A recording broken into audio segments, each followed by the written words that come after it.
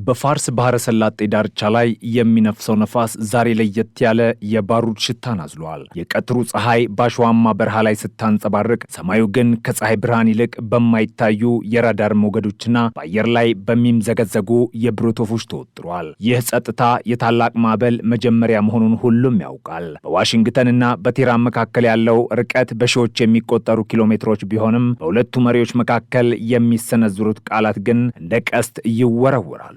የዓለምን ጂኦፖለቲካዊ ካርታ ሊቀይር የሚችል አንድ ትልቅ ወታደራዊና ዲፕሎማሲያዊ ፍልሚያ አፋፍ ላይ እንገኛለን። የአሜሪካው ፕሬዝዳንት ዶናልድ ትራምፕ ወደ ስልጣን መመለሳቸውን ተከትሎ የዋሽንግተን የጦር መሳሪያ ሞተር በከፍተኛ ፍጥነት መንቀሳቀስ ጀምሯል። ይህ የጦር ማሽን ዝም ብሎ የቃላት ዛቻ ሳይሆን በምድር በባህርና በአየር ላይ የሚታይ ግዙፍ የኃይል ግንባታ ነው። በቴህራን በኩል ግን የዝግጅት ድባብ ይታያል። የኢራን ወታደራዊ አዛዦች ከሩሲያ ጋር ያላቸውን ትብብር ወደ አዲስ ደረጃ አሸጋግረውታል። ከሞስኮ የተላኩትና የሌሊት አዳኝ ተብሎ የሚጠሩት ግዙፍ የጦር ሄሊኮፕተሮች በቴህራን ሰማይ ላይ ክንፋቸውን እያማቱ ይገኛሉ። እነዚህ ሄሊኮፕተሮች በዘመናዊ ጦር መድረክ ላይ ያላቸውን አውዳሚነት ሁሉም ያውቀዋል። በብረት የተለበጡ በራዳር የማይታዩ ስውር ጠላቶችን ለማደን የተሰሩና በከፍተኛ ፍጥነት የመተኮስ ብቃት ያላቸው እነዚህ የብረት ጭራቆች ኢራን ለአሜሪካ ስጋት የምትሰጠው ተግባራዊ ምላሽ ናቸው። ነገር ግን ኢራን በሄሊኮፕተሮች ብቻ አልተገደበችም። እጅግ የሚያስገርመውና የዓለምን የስለላ ድርጅቶች ያስደነገጠው ዜና ኢራን በአንድ ጊዜ ከ1000 በላይ የሚሆኑ ሰው አልባ ተዋጊ አውሮፕላኖችን ወደ ወታደራዊ ግምጃ ቤት ማግባቷ ነው። እነዚህ አውሮፕላኖች እንደ ንብ መንጋ በአንድ ጊዜ ተወንጭፈው የጠላትን መከላከያ ሰብረው የመግባት አቅም ያላቸው ናቸው። በዋይት ሃውስ ኦቫል ኦፊስ ውስጥ የሚሰማው ድምፅ ግን የተለየ ነው። ትራምፕ ለጦርነት ዝግጁ መሆናቸውን በሚያሳብቅ መልኩ ቢናገሩም በውስጥ በኩል ግን የዲፕሎማሲውን በር ክፍት አድርገውታል። የአሜሪካው መሪ ጦርነት የመጀመሪያ ምርጫቸው እንዳልሆነ በግልጽ ተናግረዋል። አሜሪካ ማጥቃት ሳይሆን መደራደር እንደምትመርጥ፣ ነገር ግን ይህ ድርድር የሚካሄደው በጉልበትና በኃይል ሚዛን ላይ መሆኑን አስምረውበታል። ትራምፕ ለቴህራን ባለስልጣናት ሁለት ግልጽ የሆኑ መስፈርቶችን አስቀምጠዋል። እነዚህ ሁለት ቅድመ ሁኔታዎች ከተሟሉ ብቻ አሜሪካ ከጥቃት እንደምትቆጠብና ወደ ሰላም ጠረጴዛ እንደምትመጣ አስታውቋል። ይህ ማለት ግን የአሜሪካ የጦር መርከቦች ከባህረ ሰላጤ ይወጣሉ ማለት አይደለም። ይልቁንም የትራምፕ የጦር ማሽን በየቀኑ አዳዲስ መመሪያዎችን እየተቀበለና ዝግጁነቱን እያጠናከረ ይገኛል። የኢራን ምድር ዛሬ ውጥረት ማዕከል ሆናለች። በየመንገዱና በየወታደራዊ ካምፖቹ የሚታዩት አዳዲስ መሳሪያዎች የሀገሪቱን ሉዓላዊነት ለማስከበር እየታለሙ ናቸው። ኢራን ያገኘቻቸው 1000 ተዋጊ ድሮኖች ለየት ያለ ስልታዊ ጠቀሜታ አላቸው። እነዚህ መሳሪያዎች በዘመናዊ ጦርነት ውስጥ የኃይል ሚዛኑን ሊቀይሩ የሚችሉ ናቸው። አንድን ግዙፍና ውድ የጦር መርከብ በአነስተኛ ወጪ በተመረቱ ድሮኖች መንጋ በማጥቃት ከጥቅም ውጭ ማድረግ እንደሚቻል ባለፉት ዓመታት የታዩ ግጭቶች አረጋግጠዋል። ኢራንም ይህንን አጋጣሚ በመጠቀም የባህረ ሰላጤውን ደህንነት በቁጥሯ ስር ለማድረግ እየጣረች ትገኛለች። አዲሶቹ ሄሊኮፕተሮችም በድንበር አካባቢ የሚደረጉ እንቅስቃሴዎችን በንቃት ለመከታተልና አስፈላጊ ሆኖ ሲገኝ ደግሞ አፋጣኝ የአየር ድጋፍ ለመስጠት እየተሰለፉ ናቸው። በሌላ በኩል የትራምፕ አስተዳደር እየገነባው ያለው የጦርነት ስልት በሳይበር በኢኮኖሚና በወታደራዊ ጥቃት ላይ ተመሰረተ ነው። የአሜሪካ የጦር ማሽን ሲንቀሳቀስ መላው ዓለም ይንቀጠቀጣል። ግዙፍ የአውሮፕላን ተሸካሚ መርከቦች ወደ ቀይ ባህርና ወደ ህንድ ውቅያኖስ እየተጠጉ ነው። እነዚህ መርከቦች በሺዎች የሚቆጠሩ ወታደሮችንና በራዳር የማይታዩ እጅግ ዘመናዊ ተዋጊ ጀቶችን ይዘዋል። ትራምፕ ለኢራን ህዝብና ለመሪዎቻቸው ያስተላለፉት መልእክትም ግልጽ ነው። አሜሪካ ክብሯንና ጥቅሟን ለማስከበር ወደ ኋላ አትልም። ይሁን እንጂ ትራምፕ ራሳቸው እንደተናገሩት በኢራን ላይ የሚፈጸም ጥቃት ለዓለም ኢኮኖሚና ለቀጠናው ሰላም ትልቅ ኪሳራ ሊሆን እንደሚችልም ይረዳሉ። ስለዚህም ነው መጀመሪያ ለንግግር የሰጡት። በቴህራን የስልጣን ኮሪደሮች ውስጥ ከፍተኛ ክርክር ይካሄዳል። አንዳንዶቹ አዛዦች ለአሜሪካ ዛቻ እጅ አንሰጥም ሲሉ፣ ሌሎች ደግሞ የኢኮኖሚ ማዕቀቡን ለማስነሳት መደራደር ይሻላል የሚል አቋም አላቸው። የሩሲያና የኢራን ወታደራዊ ትብብር ማደግ ለቴህራን ትልቅ መተማመኛ ሆኖላታል። የሩሲያውያን የቴክኖሎጂ ድጋፍ ኢራን የራሷን የጦር መሳሪያ ኢንዱስትሪ እንድታሳድግ ረድቷታል። በተለይም በድሮንና በሚሳኤል ቴክኖሎጂ ኢራን አሁን ላይ በዓለም አቀፍ ደረጃ የሚታወቅ አቅም ገንብታለች። ይህ አቅም ደግሞ በአሜሪካና በእስራኤል ላይ ትልቅ ስጋት ፈጥሯል። ትራምፕ የፈለጉት ነገር ኢራን የኒውክሌር መሳሪያ የመታጠቅ ሕልሟን እንድትተካና በአካባቢው ሀገራት ላይ የምታደርገውን ጣልቃ ገብነት እንድታቆም ነው። እነዚህ ሁለት ነጥቦች የትራምፕ የሰላም ቀመሮች ናቸው። እነዚህ ካልተሟላ ግን ወደ ማይቀየር ወታደራዊ እርምጃ አሜሪካ እንደምትገባ ፍንጭ ሰጥተዋል። የፍጥጫ ዓለምን በሁለት ጎራ ከፍሏታል። በአንድ በኩል የአሜሪካ አጋሮች የትራምፕን ጠንካራ አቋም ሲደግፉ፣ በሌላ በኩል ደግሞ ሩሲያና ቻይና የኢራንን ጎራ ይዘዋል። ይህ ደግሞ የሶስተኛው ዓለም ጦርነት ስጋትን እያንዣበበ እንዲቆይ አድርጎታል። በፋርስ ባህረ ሰላጤ ላይ የሚንቀሳቀሱት የነዳጅ ጫኝ መርከቦችም በጭንቀት ውስጥ ናቸው። ማንኛውም ግጭት ቢነሳ የዓለም የነዳጅ ዋጋ በከፍተኛ ሁኔታ ሊጨምር እንደሚችል ይታወቃል። ይህ ደግሞ ለዓለም ኢኮኖሚ ትልቅ ድንጋጤ ነው። ትራምፕ እንደ ምጣኔ ሀብት ባለሙያነታቸው ይህንን በሚገባ ያውቃሉ። ለዚህም ነው ጦርነትን ለማስወገድ ጥረት እያደረጉ የሚገኙት። ነገር ግን አሜሪካን እንደገና ታላቅ ለማድረግ ኃይል መጠቀም ካስፈለገ ወደ ኋላ እንደማይሉ ደጋግመው ተናግረዋል። የኢራን ተዋጊ ድሮኖችና የሩሲያ ሄሊኮፕተሮች አሁን በንቃት ላይ ናቸው። በቴህራን ጎዳናዎች ላይ የሚታየው ወታደራዊ ሰልፍ የሀገሪቱን ጽናት ለማሳየት የታለመ ነው። ኢራን ሉዓላዊት ሀገር በመሆኗ ክብሯን ለማንም አሳልፋ እንደማትሰጥ መሪዎቿ ይናገራሉ። ህዝቡም ቢሆን የውጭ ጣልቃ ገብነትን በመቃወም አንድነቱን እያሳየ ነው። ነገር ግን የአሜሪካ የቴክኖሎጂ የበላይነትና የትራምፕ ቁርጠኝነት በቀላሉ የሚታይ አይደለም። በሁለቱ ሀገራት መካከል ያለው የኃይል ሚዛን የተለያየ ቢሆንም በዘመናዊ ጦርነት ውስጥ ግን ማን ሊያሸንፍ እንደሚችል መገመት አስቸጋሪ ነው። የበረሃው ንፋስ እየበረታ ሲሄድ በዋሽንግተን ያሉ ጀኔራሎች ካርታቸውን እያጠኑ ነው። ትራምፕ የጦር መሳሪያዎቻቸውን እንዲያዘጋጁ ትዕዛዝ ሰጥተዋል። አዲሱ የአሜሪካ የጦርነት ስልት በሰው ኃይል ከመጋፈጥ ይልቅ በቴክኖሎጂና በረቂቅ መሳሪያዎች ላይ ያተኮረም ሆኗል። ይህ ደግሞ የኢራንን ድሮኖች ለመመከት ታስቦ የተዘጋጀ ነው። የሳይበር ጦርነቱም ቀደም ብሎ ተጀምሯል። የኢራን ወታደራዊ መገናኛዎችና የራዳር ስርዓቶች ላይ ተደጋጋሚ የሳይበር ጥቃቶች እየተሰነዘሩ መሆኑም ይነገራል። ኢራን ያገኘቻቸው እነዚህ 1000 ድሮኖች በሚስጥራዊ ዋሻዎችና ከመሬት በታች በሚገኙ ምሽጎች ውስጥ ተከማችተዋል። እነዚህ ድሮኖች በራዳር ለመለየት እጅግ አስቸጋሪ የሆኑና በዝቅተኛ ከፍታ ላይ የሚበሩ ናቸው። በአንድ ጊዜ በሺዎች የሚቆጠሩ ድሮኖች ወደ አየር ሲወጡ ማንኛውም የአየር መከላከያ ስርዓት ሊቋቋማቸው እንደማይችል ባለሙያዎች ይናገራሉ።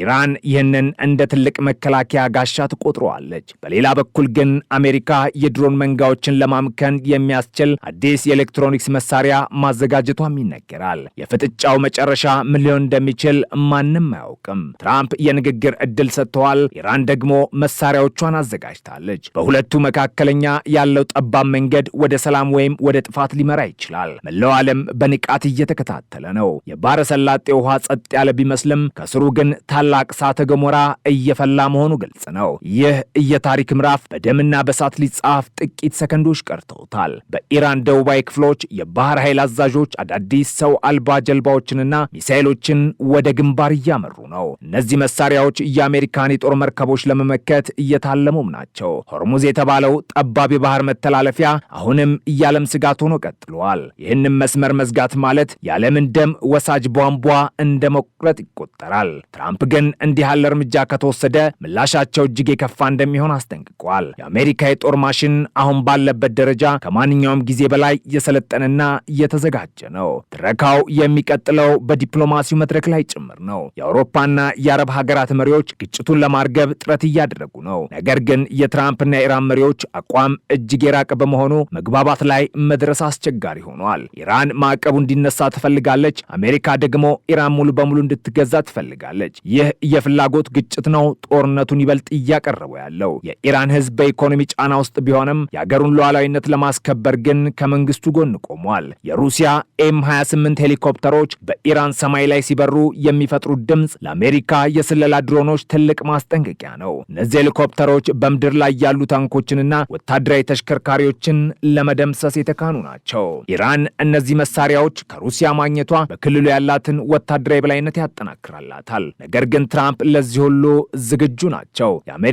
ጦር በክልሉ ባሉት የጦር ሰፈሮቿ አማካኝነት ኢራንን ከሁሉም አቅጣጫ ከቧታል። የትራምፕ የጦር ማሽንና የኢራን የድሮን መንጋ ሊጋጠሙ ጥቂት ቀርቷቸዋል። ሰላም የሚገኘው በንግግር ይሆን ወይም በኃይል የሚታወቀው በሚቀጥሉት ጥቂት ቀናት ይሆናል። የሰው ልጅ ታሪክ ሁሌም በአያላን ሽኩቻ የሚቀረጽ ነው። ዛሬም በፋርስ ባህረ ሰላጤ ላይ የሚታየው ይህ ትዕይንት የ21ኛው ክፍለ ዘመን ታላቁ ክስተት ሆኖ ሊመዘገብ ይችላል። የባሩዱ ጭስ ከመነሳቱ በፊት ያለው ጸጥታ ግን አሁንም በበረሃው ላይ እንደሰፈነ ነው። የኢራን ወታደራዊ ሳይንቲስቶችም ሌት ተቀን እየሰሩ ይገኛሉ። አዳዲስ የራዳር መከላከያዎችና የሚሳኤል ስርዓቶችን እየሞከሩም ነው። ሀገሪቱ ራሷን ለመከላከል ያላት ቁርጠኝነት የሚደነቅ ሲሆን ትራምፕ ግን ይህ ሁሉ እንደ ከንቱ ጥረት ይቆጥሩታል። አሜሪካ ያላት የሳተላይት መረጃና የሳይበር አቅም ማንኛውንም የኢራን እንቅስቃሴ በቅጽበት ለማወቅ ያስችላታል። ይህ የቴክኖሎጂ ጦርነት ከወዲሁ አሜሪካን ቀዳሚ አድርጓታል። ነገር ግን የኢራን ድንገተኛ ጥቃት ሊያመጣ የሚችለው ኪሳራም በቀላሉ የሚታይ አይደለም። በዋሽንግተንና በቴህራን መካከል ያለው ዲፕሎማሲያዊ ሽኩቻ ወደ መጨረሻው ምዕራፍ እየደረሰ ነው። ትራምፕ ለኢራን የሰጡት እድል የአገሪቱን እጣ ፈንታ ይወስናል። ኢራን ወደ ሰላም ድርድር ትመጣ ይሆን ወይስ ያሏትን 1000 ድሮኖችና ሄሊኮፕተሮች ተጠቅማ አሜሪካን ትጋፈጣለች? ይህ ጥያቄ የዓለምን ሕዝብ በጭንቀት ውስጥ ከቶታል። በበረሃው ላይ የሚታየው እሳት ግን ገና አልጠፋም። የጦርነቱ ነጋሪት በሩቅ እየተሰማ ነው። ምድሪቱም የታላቁን የኃይል ግጭት ድምፅ ለመስማት ዝግጁ ትመስላለች። ትራምፕ በዋይት ሃውስ ሆነው ምስሎችን እየተመለከቱ ነው። የኢራን ጦር መሳሪያዎች ግንባር ላይ መደርደራቸውን የሚያሳዩ የሳተላይት ምስሎች በየደቂቃው ይደርሳቸዋል። የትራምፕ የጦር ማሽን አሁን ዝም ብሎ አይጠብቅም። በክልሉ ያሉት የአሜሪካ ጦር ሰፈሮች በከፍተኛ የንቃት ደረጃ ላይ ናቸው። ማንኛውም የኢራን ትንኮሳ ቢኖር የአሜሪካ አየር ኃይል በቴህራን ላይ መብረቅ ሆኖ እንደሚወርድ ትራምፕ ዝተዋል። የማስጠንቀቂያ በኢራን ባለስልጣናት ዘንድ ትልቅ ድንጋጤን ፈጥሯል። የኢራን ከፍተኛ መሪዎች ግን አሁንም በጽናት ላይ ናቸው። ለሀገራቸው ክብርና ሉዓላዊነት ማንኛውንም መስዋዕትነት ለመክፈል ዝግጁ መሆናቸውን ይናገራሉ። ሩሲያም የኢራንን ጎን ይዛለች። የሞስኮና የቴህራን ወዳጅነት አሁን ወደ ወታደራዊ ቃል ኪዳን ተቀይሯል። ይህ ደግሞ አሜሪካ በክልሉ ያላትን ተጽዕኖ ለመቀነስ የታለመ ነው። የኢራን ሄሊኮፕተሮችና ድሮኖች የሩሲያ የቴክኖሎጂ አሻራ ያለባቸው መሆኑ ለአሜሪካ መከላከያ ትልቅ ፈተና ነው። በመካከለኛው ምስራቅ ያለው ውጥረት አሁን ከቁጥጥር ውጭ ሊወጣም ይችላል። የእስራኤል ጦርም በንቃት ላይ ነው። ኢራን በእስራኤል ላይ ጥቃት ልትሰነዝር ትችላለች የሚል ስጋት አለ። ይህ ደግሞ ጦርነቱን ወደ መላው ቀጠና እንዲዛመት ያደርገዋል። ትራምፕን ለማስቀረት ጥረት እያደረጉ ቢሆንም የኢራን ግትርነት ግን መንገዱን አስቸጋሪ አድርጎታል። የዓለም ሕዝብ ዛሬ በሰላምና በጦርነት መካከል ቆሟል። የኢራን ድሮኖች በየምሽቱ ልምምድ ያደርጋሉ። ሰማዩ በእነዚህ ትንንሽ አውሮፕላኖች ተሞልቷል። የእነሱ ድምፅ በበረሃው ጸጥታ ውስጥ እንደ ንብ ጩኸት ይሰማል። እነዚህ ድሮኖች ለኢራን ሕዝብ የጥንካሬ ምልክት ናቸው። አሜሪካ ግን የሞት መልእክተኛ። ትራምፕ ግን የጦር መሳሪያዎቻቸው ከማንኛውም የኢራን መሳሪያ በላይ ኃይለኛ መሆናቸውን ያምናሉ። የትራምፕ የጦር ማሽን አሁን ተቀጣጥሏል፣ ማቆምም አይቻልም። በፋርስ ባህረ ሰላጤ ላይ የሚታየው ምስል የ21ኛው ክፍለ ዘመን ጦርነት ምን እንደሚመስል ማሳያ ነው። ሰው አልባ አውሮፕላኖች፣ ስውር ጀቶች፣ የሳይበር ጥቃቶችና የዲፕሎማሲ ግፊት፣ ይህ ሁሉ ተደባልቆ የኢራንን የአሜሪካ ጣፈንታ ይወስናል። የትራምፕ ሁለት ቅድመ ሁኔታ በቴህራን ጠረጴዛ ላይ ተቀምጠዋል። መልሶ ምን ይሆን? መላው ዓለም በጉጉትና በፍርሃት እየጠበቀ ነው። የባሩድ ጭስ ሲገፈፍ የሚታየው ዓለም ምን አይነት እንደሚሆን የሚታወቀው ግን ጦርነቱ ሲጀመር ብቻ ነው። እስከዚያው ግን የበረሃው ንፋስ የጦርነትን ዜማ ማፏጨቱን ቀጥሏል። በቴህራን ዳርቻ የሚገኙት የሚሳኤል ማስወንጨፊያዎች አሁን አፋቸውን ወደ ባህረ ሰላጤው አዙረዋል። ኢራን ያሏት የረዥም ርቀት ሚሳኤሎች የአሜሪካን የጦር ሰፈሮች የመምታት አቅም እንዳላቸው ይታወቃል። ይህ ደግሞ ትራምፕን የበለጠ እንዲቆጡ አድርጓቸዋል። አሜሪካ የራሷን ሚሳኤል መከላከያ ስርዓት በክልሉ አጠናክራለች። የትራምፕ የጦር ማሽን በየቀኑ አዳዲስ የሚሳኤል መከላከያዎችን እየተከለ ነው። ይህ ደግሞ በሁለቱ ሀገራት መካከል የቴክኖሎጂ ፊልሚያም እንዳለ ያሳያል። የኢራን ሕዝብ ዛሬ በጭንቀት ውስጥ ነው። ጦርነት ቢነሳ የሚደርሰው እልቂትና ውድመት ያስፈራቸዋል። ነገር ግን ለሀገራቸው ያላቸው ፍቅር ከምንም በላይ ነው። ኢራን ታሪካዊት ሀገር ናት። ሉዓላዊነቷንም ለማስጠበቅ ለዘመናት ታግላለች። ትራምፕ ይህንን ታሪክ ያውቁታል። ነገር ግን አሜሪካን ቀዳሚ ማድረግ እየሳቸው ዋነኛ ዓላማ ነው። ስለዚህም የኢራንን አቅም ማዳከም ለሳቸው ወሳኝ ጉዳይ ነው። በመጪው ጥቂት ቀናት ውስጥ ወሳኝ ውሳኔዎች ይተላለፋሉ። ትራምፕ ከኢራን መሪዎች ጋር ለመነጋገር ዝግጁ መሆናቸውን በድጋሚ ተናግረዋል። ይህ ለሰላም የተሰጠ የመጨረሻ ዕድል።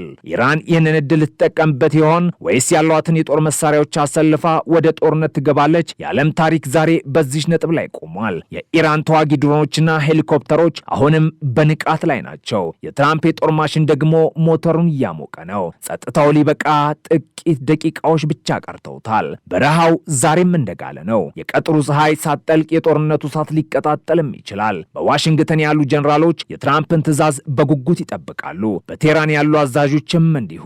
የሰው ልጅ ዕጣ ፈንታ በእነዚህ ሁለት ሀገራት እጅ ነው። የባሩዱ ሽታ አሁንም በነፋሱ ውስጥ አለ። ሰማዩም ቢሆን በማይታዩ ጠላቶች ተሞልቷል። ጦርነቱ ከወዲሁ ተጀምሯል። በምድር ላይ የሚታየው ግጭት ግን ገና ነው። ዓለም በንቃት ትጠብቃለች። ሰላም ይውረድ ወይስ ጥፋት የሚለውን ጥያቄ ጊዜ ብቻ ይመልሷል።